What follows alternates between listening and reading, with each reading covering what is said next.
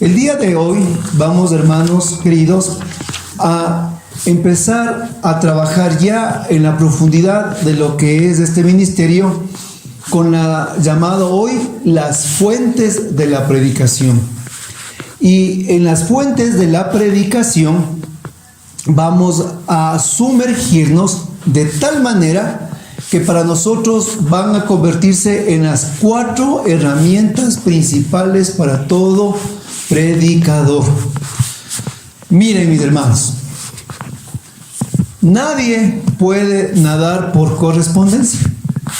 No podemos decir aquí, a ver, primera semana vamos a estudiar lo que son las piscinas, ¿ya? Segundo, el agua, el cloro y las propiedades de una piscina. Tercera semana, la pantaloneta o su bikini, ¿no es cierto? Cuarta semana, clavado, chapoteo, baile, ¿cómo es? Nadito del perrito, tortuga y todo lo demás. Quinta semana, sexta, total llamas octava. Aquí sacan todos 10 sobre 10 las pruebas. La siguiente, todos a nadar. Se puede, viene la charito, se bota y como piedra se cae, ¿verdad? Y va a salir media ahogada, pero yo saqué 10 sobre 10, va a decir, ¿por qué me ahogué? Porque nunca nadó. Porque nunca se metió al agua. Solo aprendió. Teórico, exactamente.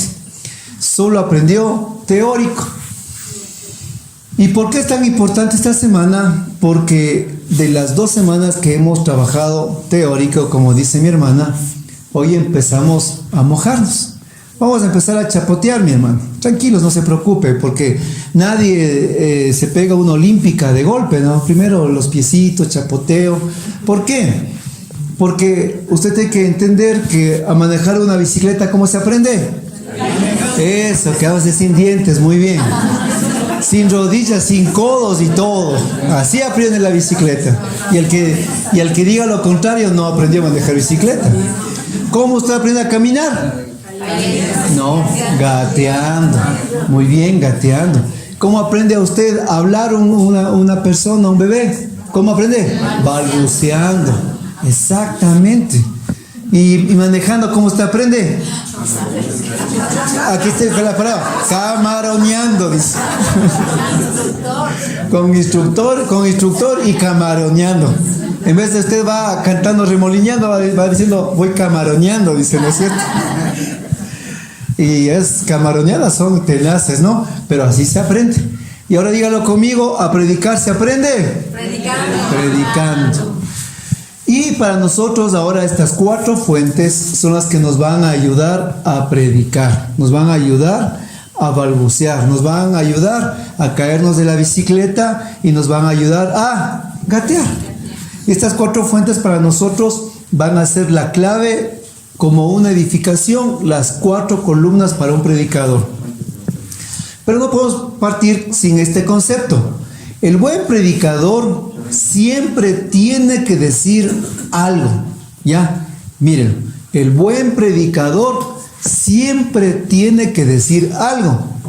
El mal predicador tiene que decir algo. ¿Ven la diferencia? Apréndase de memoria. El buen predicador siempre tiene que decir algo. El mal predicador tiene que decir algo. ¿Por qué? El buen predicador entendió algo, lo que en San Mateo 13:52 dice el Señor. Y Él les dijo, por eso todo escriba que se ha convertido en un discípulo del reino de los cielos es semejante al dueño de casa que saca de su tesoro cosas nuevas y cosas viejas. El buen predicador es como este escriba que se ha convertido en discípulo en el reino de los cielos y de su aljaba, de su cajita saca siempre lo viejo y lo nuevo. ¿A qué se refiere eso?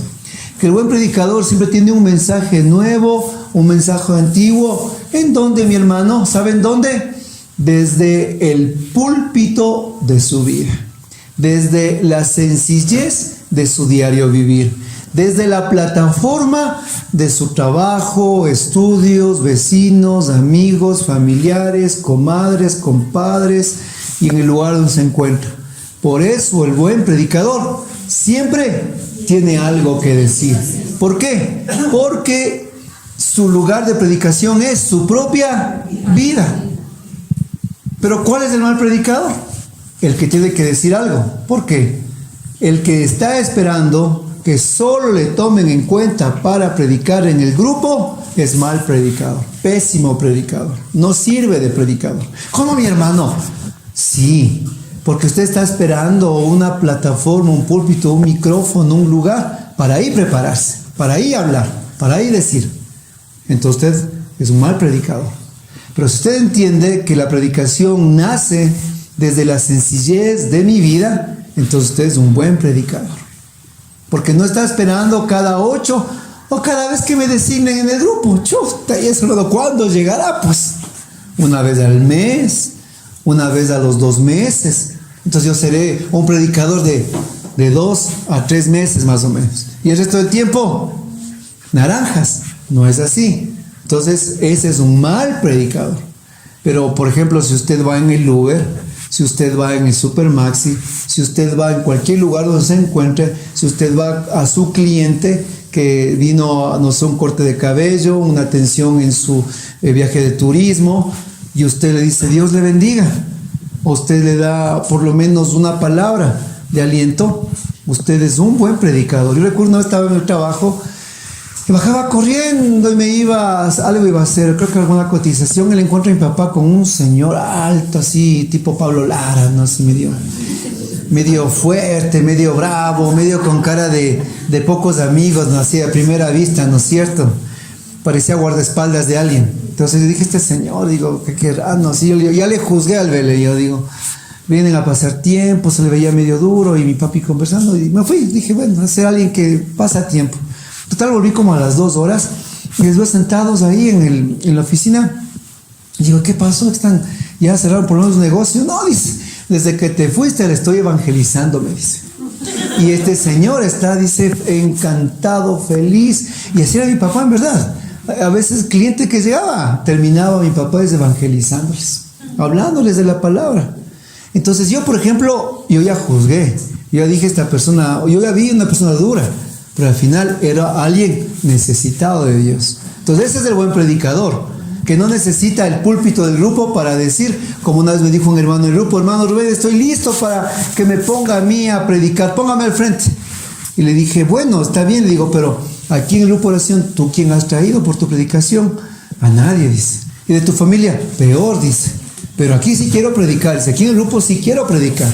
Entonces digo, si tú no predicas ni a tu familia, ni en tu vida, entonces aquí ¿qué vas a hacer? Es un show, simplemente, porque aquí solo es el resultado de mi vida. Amén. Amén. Entonces, como les dije, vamos a construir estos 4 cimientos y vamos a dar un paso adelante. Hebreos capítulo 6, versículo 1. Hoy vamos a ser constructores. Y en Hebreos 6:1 nos dice, con todo, dejemos las primeras enseñanzas sobre Cristo y pasemos a cosas más avanzadas. No vamos a echar una vez más las bases. Palabra de Dios. Repito nuevamente, con todo, dice San Pablo, dejemos atrás, se acabó las primeras enseñanzas y pasemos a cosas más avanzadas. No vamos a echar nuevamente las bases. Hoy vamos a ver cosas más avanzadas. Vamos a dejar las primeras enseñanzas y a un ladito, porque ya esas bases en ustedes que están aquí y están en este ministerio ya tienen que estar bien cimentadas. O sea, aquí ustedes no van a hacerme preguntas recién sobre qué es el bautizo, preguntas de qué es la comunión, o sea, preguntas que ya en este momento de su caminar espiritual tienen que estar ya totalmente bien contestadas. Por eso hoy es el momento de avanzar. Y algo que sucede en nuestro grupo de oración es que nos quedamos siempre en lo mismo. Nunca avanzamos. Siempre estamos en lo mismo. Siempre estamos en lo mismo y estamos en los primeros fundamentos, en las primeras bases. y no avanzamos, como dice San Pablo, a cosas o enseñanzas más elevadas. Entonces, en esta construcción son las 4 fuentes. Y antes de darle el nombre de las 4 fuentes, para que ustedes vean cuáles son, les voy a contar una historia. Un día estaba almorzando y cuando llegan mis hijos del colegio, papá, se rompió las llaves dentro de la cerradura. Y estábamos almorzando porque teníamos que volarnos al grupo oración y ya era el tiempo, la hora, y tenía mi esposa que dejar algunas cosas. Y se ha pasado estos momentos donde todo se hace así, ta, ta, ta, ta, ta, ta, ta. Y si empieza a salir tarde, se fregó todo. Y ahora, la puerta de la casa, ¿qué hago?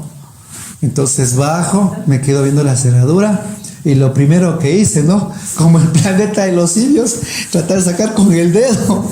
Nada. Entonces dije, no, o sea, aquí estoy pasando el tiempo. Entonces subí y bajé herramientas. Bajé un martillo. Por si acaso me frustraba y le daba de martillazos.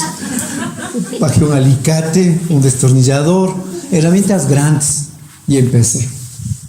Y casi sudaba y con las cosas grandotas, nada. Me quedo así. Ya quedo viendo y digo, no, pues, para cosas pequeñas, herramientas pequeñas, digo, ¿no es cierto? Otra vez corro, traigo otra caja de herramientas con cosas más pequeñas. Corta uñas, pinzas y cosas así, ¿no? En la que comencé con las cosas pequeñas a poder ya mover las llaves y un rato que ¡tac! Le agarré, saqué el playo y con el playo le agarré a la pequeña y ¡trac! Le saqué. Dios mío, era ver cómo inventado la bomba atómica. Es que era ya un momento de estrés, era traer un cerrajero ese rato. Porque es bien complicado cuando ¡pac! Se parte dentro de una cerradura las llaves. Y cuando iba a decir, es que viene el detalle, perdón. Sí, al rato que me quedé boquiabierto viendo las llaves y uno a veces se olvida. Me acuerdo que me quedé y le digo, Espíritu Santo, ¿qué hago? Y ahí fue cuando el Señor me dijo, perdón Señor, me dijo, para cosas pequeñas, herramientas pequeñas, sentí mi corazón.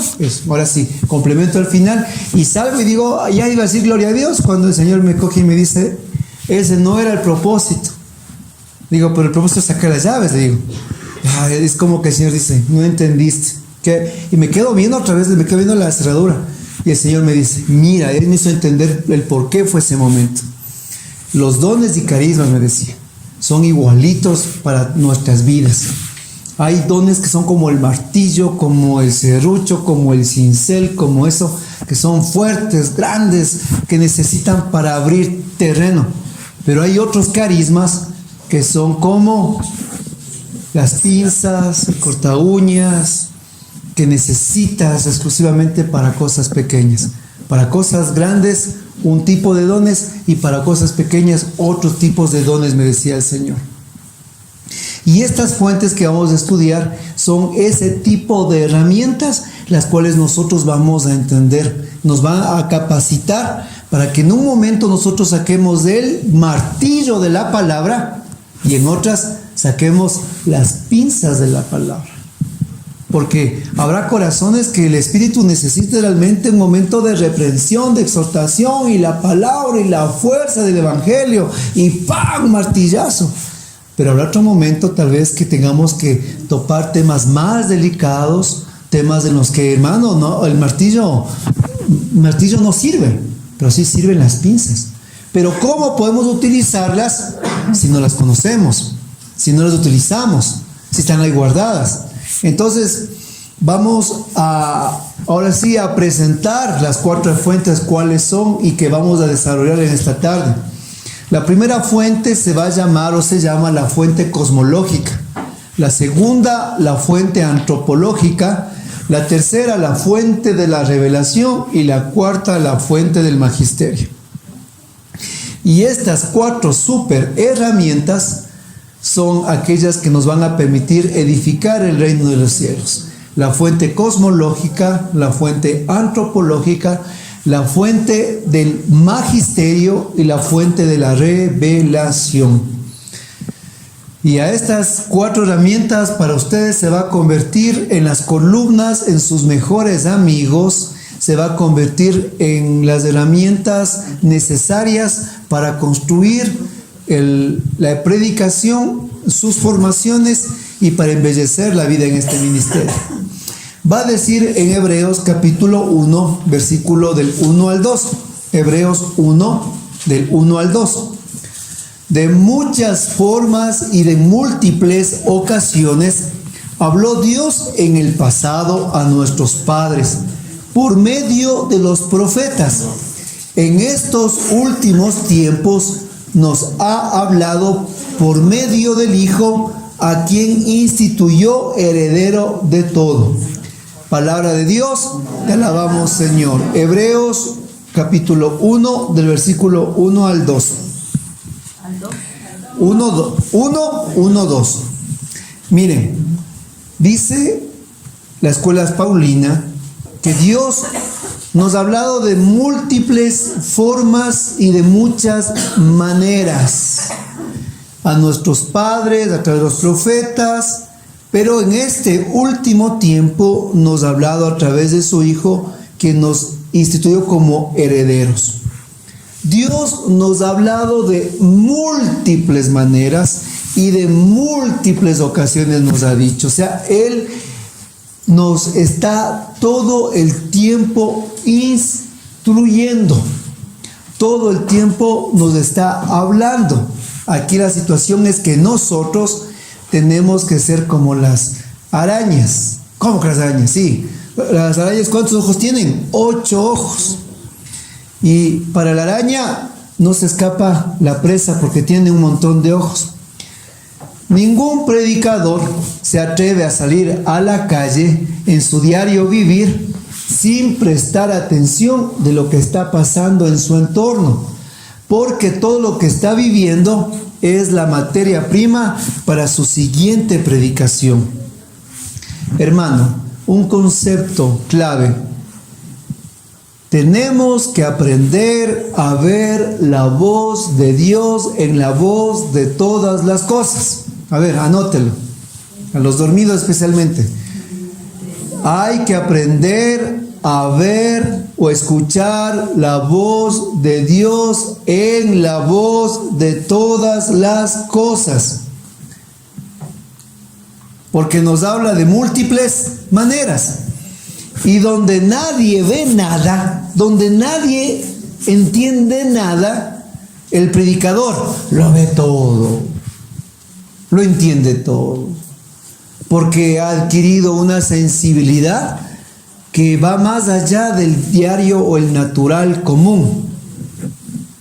A lo que dice en la misma carta a los Hebreos, empieza el hombre espiritual maduro en la fe a masticar comida sólida y a dar comida sólida.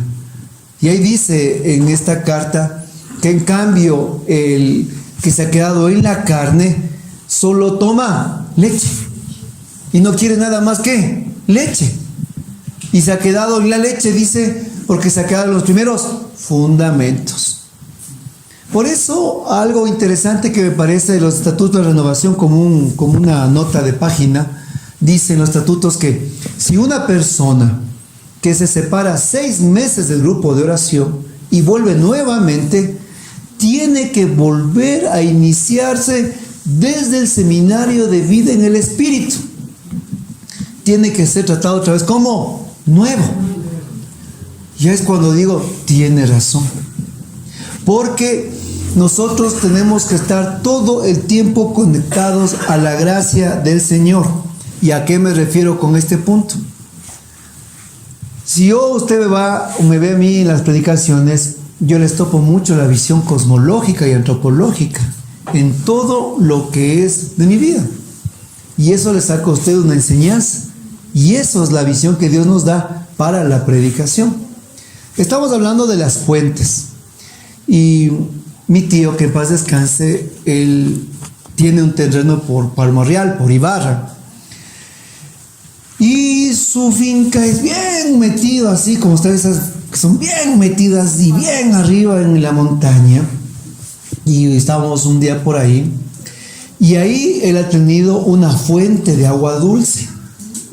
Y esa fuente de agua dulce la canalizaba con unas tuberías que llegaban hasta su casa. ¿Pero dónde está lo traumante? Porque está todo igual. Lo traumante para mí, citadino, es que él tenía de esa fuente todo, las llaves, todo eso, la cañería, y tenía en un lugar las llaves abiertas todo el tiempo el agua. Y a mí qué desesperación, pues no, porque aquí, o nosotros qué hacemos aquí. Usted una llave abierta y corre a cerrar, pues no, porque usted mientras menos consume, menos paga. Y yo veía las 24 horas del día. Al principio qué desesperación, después ya me acostumbré. Y que me habló Dios con esta fuente y esta canalización sobre las fuentes. Si son grandes las fuentes, pero su grupo, la comunidad, los fieles, si tienen sed, tengo sed. Sí, mi hermano, vea, si ve esa punta blanca ahí al final, ese es el Cotopaxi. Vayas a tomar agua allá. Ya vengo con el vaso al Cotopaxi. ¿Eso haría usted? No, pues no es cierto. ¿Usted qué va? Dice, voy a las llaves.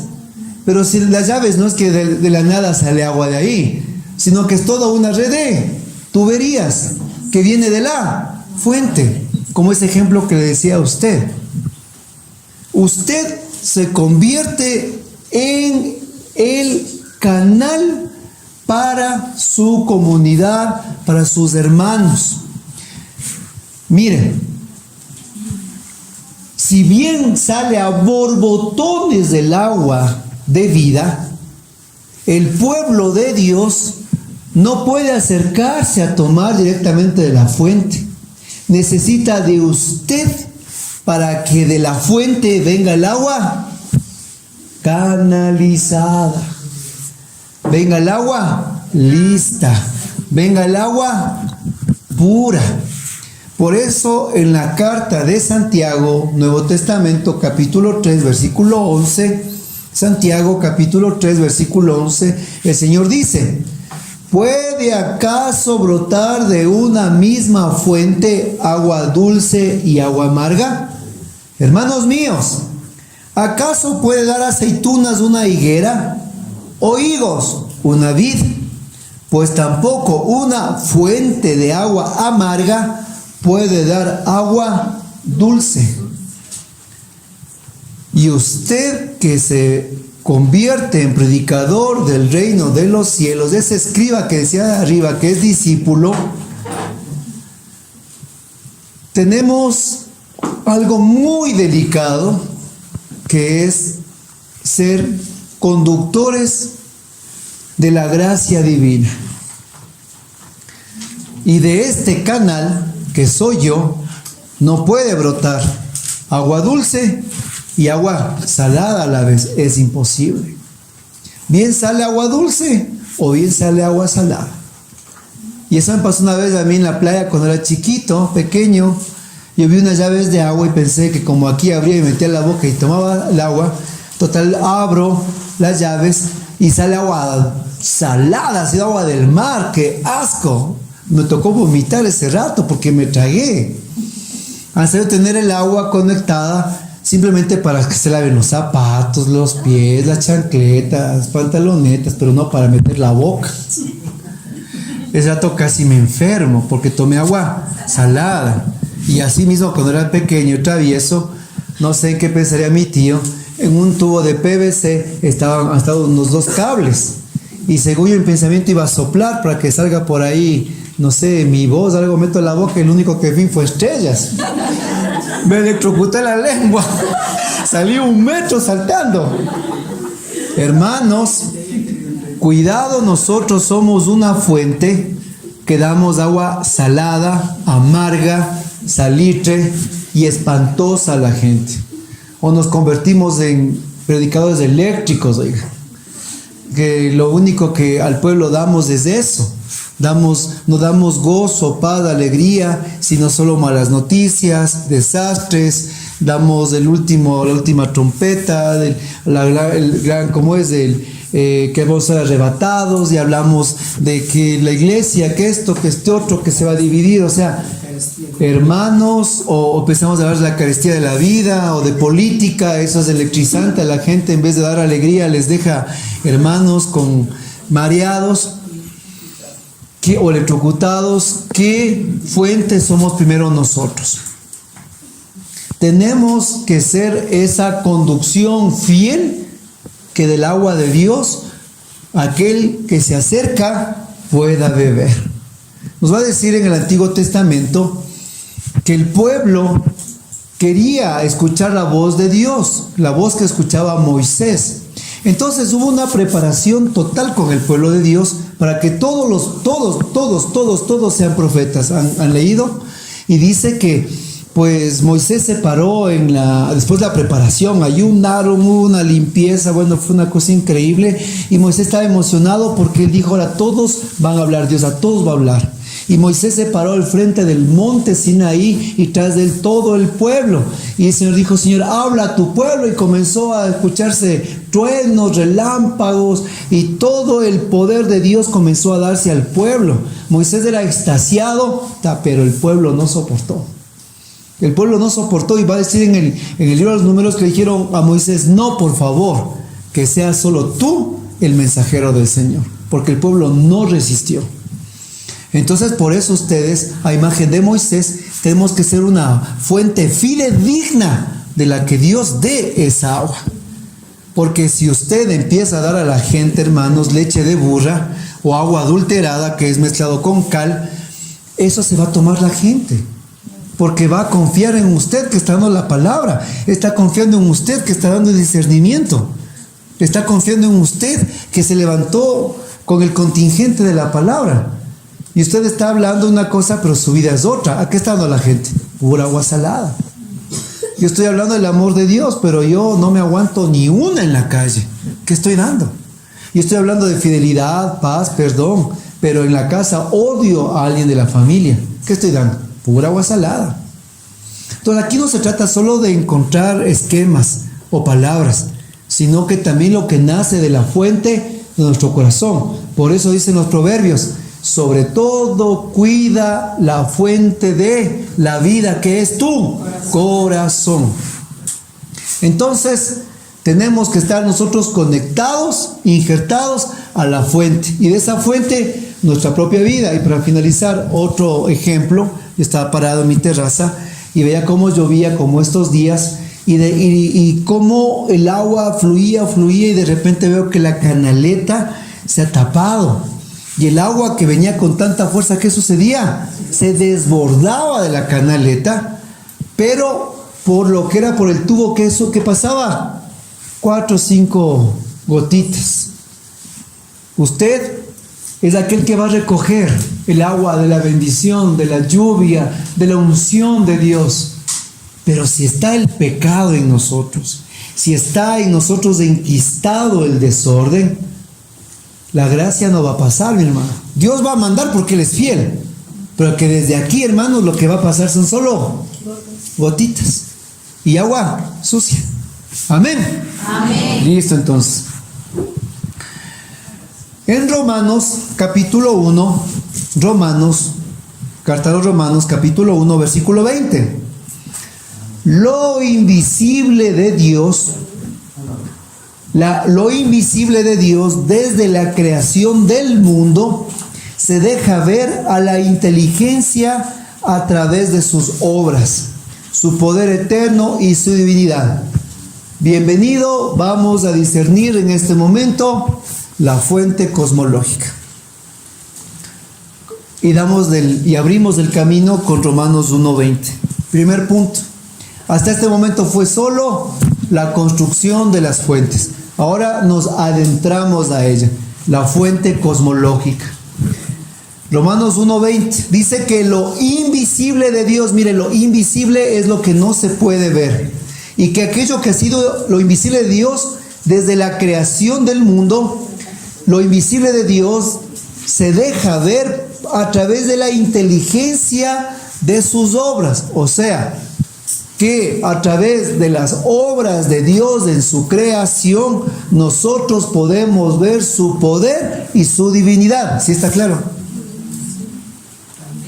que nosotros podemos ver el poder eterno y la divinidad de Dios, aquello que es invisible, pero se permite que nosotros podamos mirarlo a través de sus obras en la creación. Eso es la voz, o esa es la fuente cosmológica. En pocas palabras, toda la creación me habla de Dios. Y toda la creación para mí es la materia prima de mi predicación. ¿O de qué les estoy hablando yo a ustedes? ¿O de qué les vengo diciendo a ustedes? La visión cosmológica. Todo el tiempo les vengo hablando, ¿no es cierto? Les vengo hablando de la fuente acá, de este lugar acá, acá. ¿Por qué? Porque la visión cosmológica nos permite a nosotros mirar cómo Dios nos está hablando. Ahora, el predicador se vuelve en un detective. ¿Detective de qué? De lo invisible de Dios. Pero es invisible para los ojos de aquellos que miran con los ojos de la carne, que miran con los ojos naturales. Para ellos es invisible. Pero para usted, que es un detective del reino de los cielos, lo invisible de los demás, para usted es visible. Visible, totalmente visible. Y es asombroso. ¿Por qué? Porque la palabra de Dios salta de la Biblia a mi diario vivir. Porque la palabra de Dios, los citas, los versículos, la palabra, los textos, saltan a mi diario vivir. En las cosas más sencillas de mi vida. Mientras todo el mundo se corre por un aguacero, yo en el agua, yo estoy ya pensando en los torrentes de agua eterna. Mientras todos se quejan del calor, yo que estoy pensando, ¿cómo han pasado los israelitas allá en el desierto? Esto no es nada. La palabra de Dios empieza a hablar a mí en todo. Soy un detective. Pero ese detective se vuelve en un traductor. Pues nosotros, en esa voz de Dios que está en todas las cosas, tenemos que aprender a traducirlo de forma sencilla al pueblo de Dios. La creación del mundo en la naturaleza se deja a través de ver de mi inteligencia, y yo tengo que aprender a traducirla a todos los demás, lo que Dios me está mostrando en mi vida. Yo soy un traductor de las obras divinas para el pueblo de Dios. ¿Se da cuenta? Yo tengo que traducir de forma fácil, digerible, papilla, masticado. Si yo me extasié mirando tal vez un monte, lo primero que Dios me está hablando a mí, el Salmo 121, le dirijo mi mirada hacia los montes, ¿de dónde vendrá mi socorro? Mi socorro viene del Señor. Y empiezo a conversarles. Miren, yo estaba pasando y de repente vi el Cotopaxi, me vino esta palabra y les empiezo a evangelizar. Dios me está hablando a través de la naturaleza. Pero yo estoy traduciendo al pueblo. Y especialmente como soy un detective y traduzco, entonces yo siempre tengo que mirar con la lupa del Espíritu Santo. ¿Y qué tengo que mirar con la lupa del Espíritu Santo? El poder eterno de Dios y su divinidad en las cosas más sencillas de la naturaleza. Con la lupa del Espíritu Santo, mirar el poder eterno de Dios y su divinidad en las cosas más sencillas y humildes que me presenta el diario vivir. Entonces les voy a hablar de 4 ejemplos de la visión cosmológica para que les quede totalmente claro. El primer ejemplo se llama Alfa y Omega, basado en Apocalipsis capítulo 1, versículo 8. Jesús en el Apocalipsis 1:8 se presenta diciendo: yo soy el Alfa y la Omega, el principio y el fin. Para lo que era el abecedario en griego, la alfa era el principio y la omega era el final. Eso lo sabemos de memoria. Pero vamos a trasladarlo del alfabeto griego, vamos a trasladarlo a la visión cosmológica en la naturaleza, hablando de los lobos. El lobo alfa es el más fuerte, es el líder de la manada, es el macho y es aquel el cual cuida y protege a todos los demás lobos y lobeznos. Pero cuando un lobo joven viene y le empieza a retar por el puesto, hay una pelea entre los lobos y el perdedor de la pelea se vuelve en el lobo omega. Y ahí suceden dos puestos dentro de la manada. El alfa que está adelante, ¿saben qué es? Es el líder, es el nuevo líder, es aquel que guía, que lleva a la manada, aquel que la dirige, aquel que está pues llevándole por los caminos, senderos, montañas, qué animales cazar, qué no cazar. Pero el que se transformó en omega, que está al final, tiene una función, que es el anterior líder que salió atrás. Cuando vienen, por ejemplo, otros lobos a querer dañar, el primero que sale a proteger es el omega, no el alfa. El omega es el que sale a defender con su propia vida a la manada. ¿Qué miramos en esto? Del alfa y el omega que dice en Apocalipsis, al alfa y omega que nos presenta la naturaleza, que Jesús, que es el alfa y el omega, Jesús es el que nos indica el camino. Jesús es el que está al frente de nosotros. Él es el camino, Él es la verdad, Él es la vida, Él es la puerta. Él es el que nos guía. Él es el faro de luz. Pero Jesús también es el omega, porque Él es el que dio la vida por nosotros. Es el que se sacrificó para que el enemigo no nos mate y nos dio vida eterna. Pero también me salto adentro de las comunidades, que los servidores también tienen que aprender a ser alfa y omega, pero lamentablemente mucho servidor se ha hecho solo alfa. Les gusta dirigir, les gusta estar al frente, les gusta mandar, pero ya no quieren dar la vida por sus ovejas. Entonces, ¿cómo a mí la visión cosmológica ya me dio una predicación maravillosa? ¿Se da cuenta? Y hermosa. ¿Cuántos elementos ya he trasladado aquí?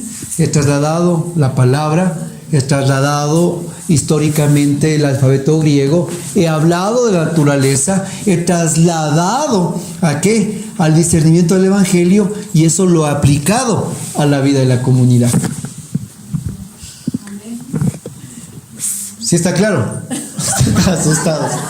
Entonces eso a nosotros nos permite tener la visión cosmológica, enriquece de una manera tal la predicación que nuestras predicaciones se vuelven totalmente, ¿qué? Llamativas, se vuelven totalmente, ¿qué? Interactivas, totalmente, ¿qué? Iluminadas, y nos permiten a través de eso mirar a nosotros la gloria de Dios en lo invisible. Miramos nosotros lo visible, ¿se da cuenta? Segundo ejemplo. Esta me pasó a mí, la historia del abejorro. Le digo, yo estaba un día en la mitad del mundo y estaba un abejorro grandote que él volaba y todos se agachaban porque el abejorro estaba pues ahí molestando. Y de repente el abejorro, ¡pax!, le vi que se cayó ahí ahí estaba como caminando, y de repente unas hormigas grandes se lanzaron y el abejorro como que se movió las alas, un poquito más, voló y se libró. Pero poco a poco, no sé qué estuvo el abejorro, creo que enfermo o algo, que poco a poco las hormigas le olfatearon y terminaron de una en una y le exterminaron al abejorro. Y mientras yo me quedaba viendo ese cuadro asustado y totalmente, digo, me quedé así, no digo, nunca he visto alguna depredación así tan en mi frente. Me vino a mi mente la palabra del Señor en Timoteo 2:22. En ese momento que veía el abejorro, que dice en Timoteo 2:22, huye también de las pasiones juveniles y sigue la justicia, la fe, el amor y la paz con los que de corazón limpio invocan al Señor. El Señor me hacía entender que yo soy el abejorro y que si yo estoy dedicado al amor, a la paz, a la justicia, pues vuelo, mis hermanos, como dice, un corazón limpio que invoca al Señor. Pero ¿cuál es el problema? Al principio este abejorro que estaba ahí Una hormiga como que no le hizo mella, 2 tampoco, pero una manada de hormigas le mató. Esas son las pequeñas pasiones. Y las pequeñas pasiones que vamos cayendo son que cuando llega la pasión gorda, hermanos, ahí morimos. Y Dios me decía, huye de esas pasiones, porque de a poco lo que te van es destruyendo, exterminando. Entonces yo me decía, ¿quieres ser como el abejorro? No. Entonces huye de las pasiones, porque hay cosas en la vida que no se ganan enfrentando, sino huyendo. Pregúntenle a José en Egipto, ¿no es cierto? Hermanos, él salió huyendo. ¿Y por qué salió huyendo? Ni porque era ni santo, ni ungido, sino huyó, porque si se quedaba, le gustaba. ¿Y cuántas veces nosotros tenemos que aprender a huir también de las pasiones? A huir de aquello que yo siento que soy débil, que no tengo control, que si sé que en un lugar voy a encontrar a alguien y voy a ceder, mejor no voy. Que si sé que en este lugar van a dar licor, bebidas, y voy a caer, mejor no voy. Huye, como el abejorro, ¿se da cuenta? Otra predicación tomada de la visión cosmológica. ¿Qué vamos utilizando? Lo que Dios me habla, hermanos, de naturaleza. Le sustento en la palabra y le exhorto a un cambio de vida. Amén. Amén. La tercera historia, esta historia de cambio le encanta a mi esposa que le cuente. No. Es de una de las historias favoritas que ella dice, cuenta. Esto me pasó a mí cuando yo tenía 19 años. ¿Es la tercera? ¿Cómo se llama la tercera? Se llama la historia del perro, se llama. Yo le puse la historia del perro. ¿Por qué? Yo tenía 19 años y ese entonces yo vivía aquí en la Concepción, aquí al norte, y tenía un amigo que vivía justo por San Juan, por las fritadas de San Juan, ¿no? Si los conocen por ahí. Y pues yo en ese momento era más jovencito, más atlético, todo. Entonces me dejó el bus de Miraflores y dije, me voy a ir corriendo todita la cuesta. Dije, ¿y cuánto me voy a demorar en correr todito? No, yo veía todito la cuesta y yo lo único que pensaba es salir como cuando los perros salen corriendo. Igualito, cogí la mochila y me subí todito así, pero como cabra.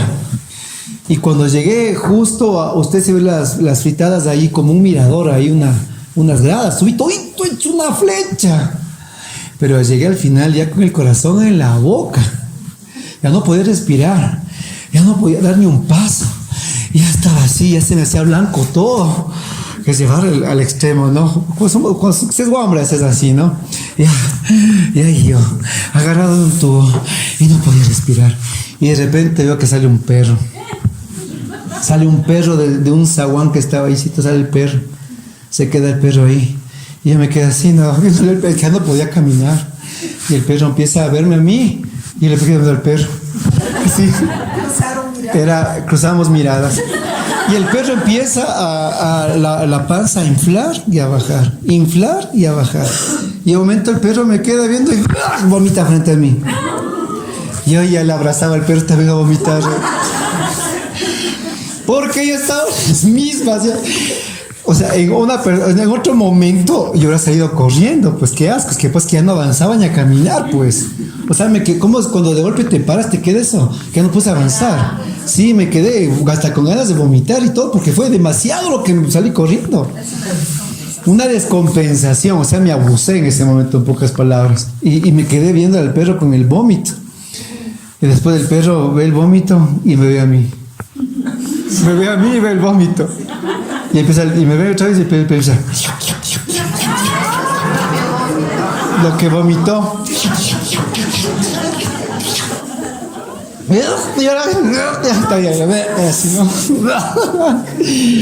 Ya cuando parece que toda la historia ha acabado, el perro otra vez me queda viendo.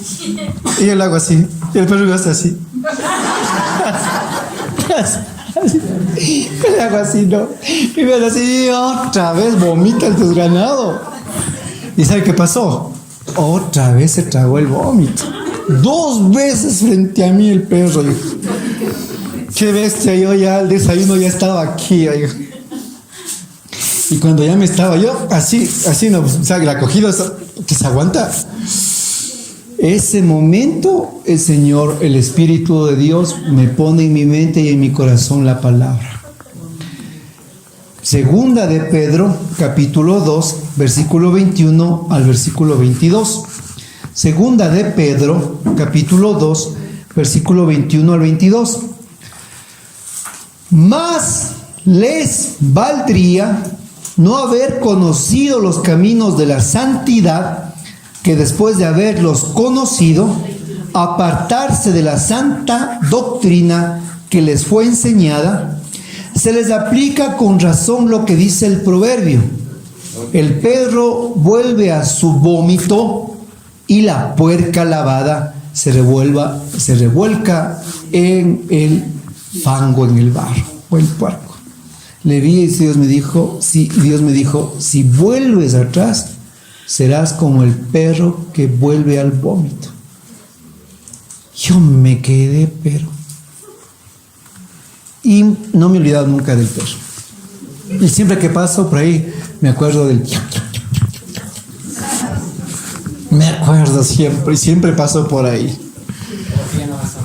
Y hermanos, Dios se reveló a mí a través de algo de lo cual posiblemente alguien se había asqueado, tal vez posiblemente alguien no podía ni aguantarlo. Tuve que yo cansarme ese momento, quedarme imposibilitada de dar un paso, y Dios utilizó todo ese cuadro, hizo todo eso para mí darme una lección. No vuelvas atrás.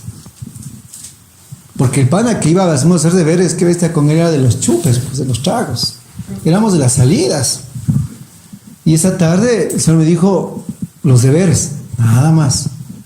Porque si vuelves atrás, eres como ese perro, que vuelve al vómito. O como la puerca, que después de haber sido lavada, al fango se revuelca. Y nosotros que estamos aquí, y que Dios nos tenga misericordia, ¿cuántas veces? Porque sí lo hemos hecho. Porque sí hemos sido el perro que vuelve a su vómito. Porque sí hemos sido la puerca que se vuelve a revolcar nuevamente en el fango. No es que digan, hermanos, yo nunca he sido de esos. Yo jamás. Inmaculado desde el día de mi bautismo en el Espíritu. Mentirosos. Va a decir en la carta de San Juan, el que diga que no tiene pecado es un mentiroso. ¿Y cuántas veces nosotros hemos obrado de esa manera? Volviendo a las mismas andanzas, sinvergüencerías, a la misma carne, al mismo pecado, a la misma oscuridad que Dios nos sacó. Nos hemos ido a tragarnos no una, sino 2 veces el vómito.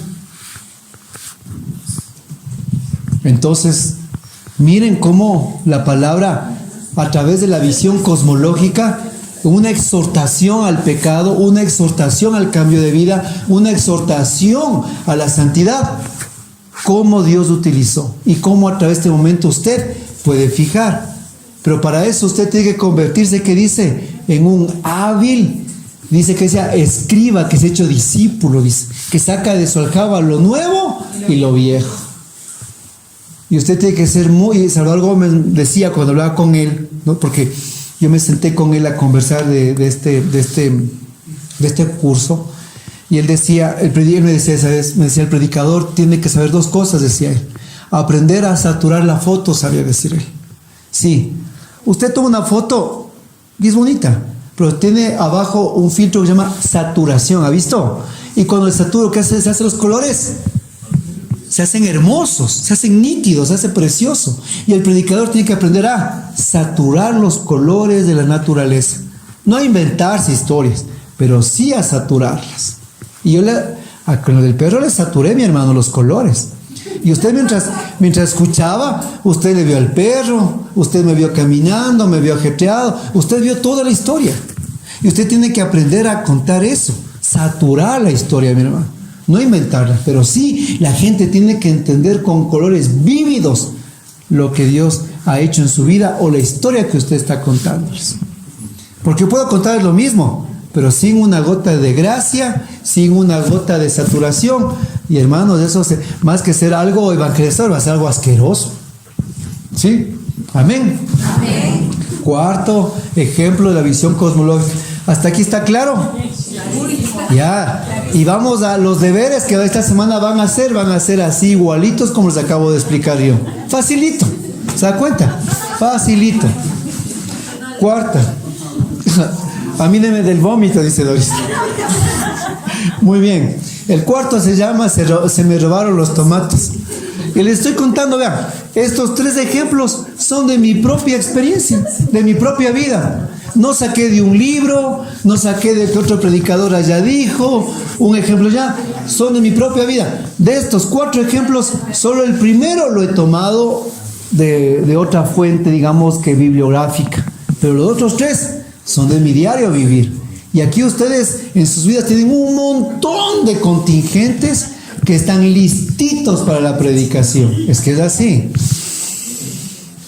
¿Por qué se robaron los tomates? Yo tengo en mi jardinera una pequeña como granja. Yo he sembrado de todo: tomates, cebollas, pepinillos, zanahorias. Dije, tengo una planta de cedrón, coles. Bueno, de todo he sembrado. De todo, de verdad, de todo tipo. Como es de plantas aromáticas, romero, menta, y tengo de todo, y cada vez me ha ido dando. Y a veces llego a lo de mi esposa, le digo, uno te traen flores, yo te traigo una cebolla, le digo. Grandota, le digo, recién. ¿Qué hombre querías? Le digo. Entonces, en esa granja, la tierra la preparé muy bien una vez, la aboné demasiado bien, y algunos hermanos lo vieron de algunas veces que me dio, pero la primera vez que me dio fueron unos tomates grandotes, unos tomates riñón. Y pues yo decía, ¿por qué se llaman tomates si son rojos? Decía yo, no. Porque en la mitad se hacen tomates, pues cuando está empezando a cambiar del verde al rojo se hacen tomates. Es porque empieza el tiempo de la maduración. Entonces era feliz, ¿no? Viendo montones de ahí que estaban haciéndose y ya estaban todos tomates. Y dije, voy a esperarme unos 2 días que se haga rojo y les cosecho, digo yo. Y total, el día que bajo a coger emocionado, no, hermano, sí estaban, pero estaban ya comidos ¿por quiénes? Por los pájaros. Los pájaros se me robaron los tomates. Ya no podía coger, ya estaban picoteados. Y cuando yo me moría de las iras y digo, ¿por qué no cogí ayer? ¿Por qué no cogí ayer? El Espíritu Santo. Yo, ¿qué? Espérate. Aquí viene se siente en el corazón, aquí viene una enseñanza. ¿Y cuál es la enseñanza? Lo que está en Mateo 13:19. Mateo 13:19. Mateo 13:19. Las semillas que cayeron en el camino representan a los que oyen el mensaje del reino y no lo guardan. Entonces viene el maligno y arrebata la semilla que fue sembrada en el corazón. Palabra del Señor, gloria a ti, Señor Jesús. ¿Qué dice la palabra?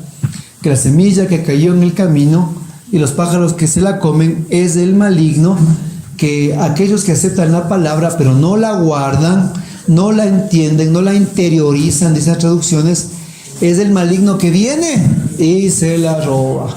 O sea, la gracia que Dios nos da a nosotros, si no la guardamos, no la interiorizamos, no la masticamos, no la atesoramos, tiene la conclusión de que se nos va a ser robada la bendición. La bendición va a ser robada porque no aprendemos a guardar. Y Dios me dijo, eso te acaba de pasar a ti, me dijo.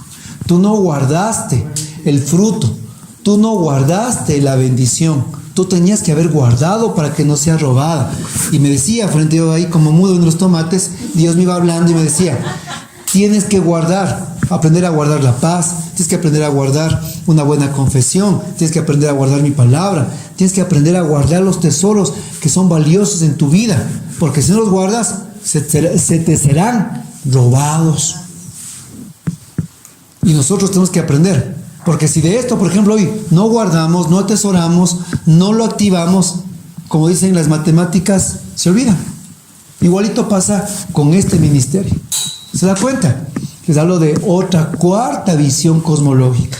¿Qué he tomado? Mi diario vivir, que he tomado la jerarquía que les cuento, pero tomo a través de la palabra y nos explica el Señor sobre que nosotros tenemos que aprender a guardar lo que el Señor nos da. Una exhortación, ¿a qué? A estar despiertos, vigilantes, con los dones que Él nos ha dado, con las gracias que Él nos ha otorgado. Y ahí viene una exhortación más grande que podemos dar sobre lo que es la aplicación de los dones y carismas. Y ya empieza una predicación nueva. ¿Se da cuenta, mi hermano? Entonces, estas cuatro fuentes, esta fuente, que es la fuente cosmológica, Dios nos empieza a hablar en la voz de todas las cosas. Y nosotros tenemos que estar totalmente despiertos para que la voz de Dios empiece a nosotros a instruirnos. Y eso es motivo de mi siguiente predicación. ¿Qué le parece? Gloria a Dios.